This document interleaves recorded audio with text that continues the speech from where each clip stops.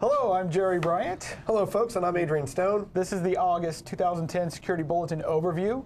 This month we've released 14 bulletins. 8 of those are critical, 6 important. 10 of these affect Windows. We have one IE cumulative update, 2 that affect Office products, and 1 affecting .NET and mainly Silverlight. Correct.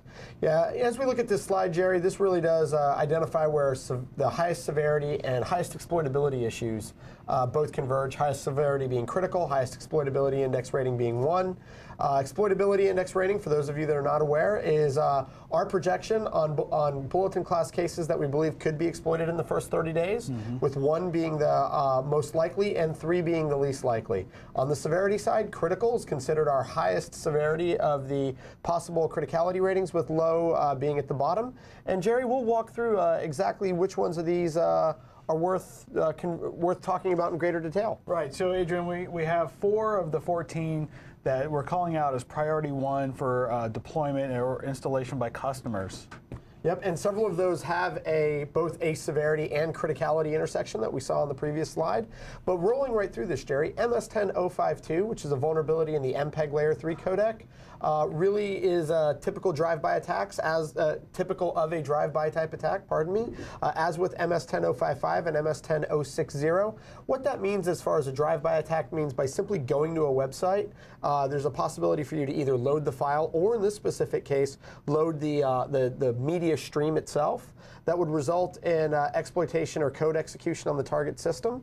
MS-10055 is also another codec example, another codec vulnerability. Same type of exploit scenario where simply by going to the website, that codec may get enabled by some type of a media stream. Upon loading that media stream, your system would get exploited. And then finally, MS-10069, which is a vulnerability in .NET or the Silverlight component with .NET. In that particular instance, you'll go to a website. That particular website will either load up a Silverlight control or one of the .NET controls that are vulnerable, and in which case the attacker would be able to execute code against the target system. So those 3 all have very, very similar exploit pathologies. Right. I just want to point out there on MS-10060, .NET 4.0 and Silverlight 4.0 are not affected by that vulnerability. So the 4th one on our top priority list is MS-10056. Now this is a file parsing issue that is critical only for Word 2007.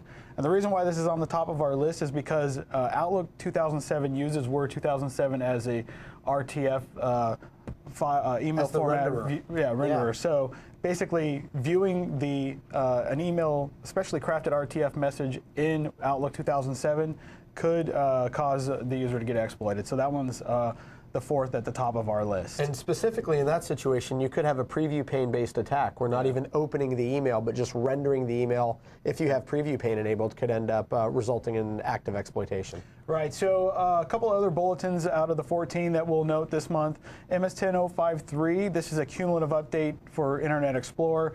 This affects all supported versions of Internet Explorer, so we do recommend that customers install this one as soon as possible. Absolutely. We know the Internet Explorer-based type attacks are the most ubiquitous, as we covered with those earlier ones. The other one that we have this month that's worth calling out is MS-10054, which is a vulnerability in SMB Server, the SMB Server component, and that is critical for Windows XP and important on all other supported versions of Windows. Windows Vista, Windows Server 2003, Windows 7, and Windows Server 2008 and 2008 R2 are not vulnerable to unauthenticated attacks by default due to password-based sharing. Here again, as with all of these, if you want to go to greater detail, Jerry, we have all of this information broken down in much greater granularity in the bulletins themselves. So please check those out. Yep. So we want to direct you to some support resources. If you have any troubles installing these updates, you can go to https://consumersecuritysupport.microsoft.com.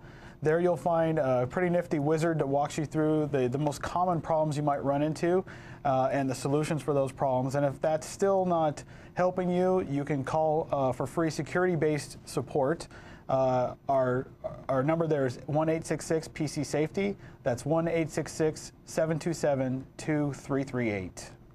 There you go. And Jerry, would like to remind everybody to please join us tomorrow for a detailed look at all the bulletins.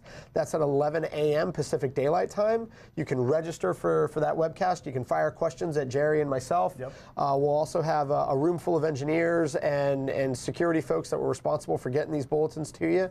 So they'll be there to answer questions as well. So please join us for that tomorrow. Also, you can follow us on Twitter. Our Twitter handle is at MSFTSecResponse. So definitely encourage you to sign up there to get the latest breaking news with regards to vulnerabilities and the various issues that we're tracking here in the MSRC and at Microsoft. Okay, folks, that's it for August's overview. We hope to see you tomorrow at the webcast. Thanks. Thank you so much, folks. See you tomorrow.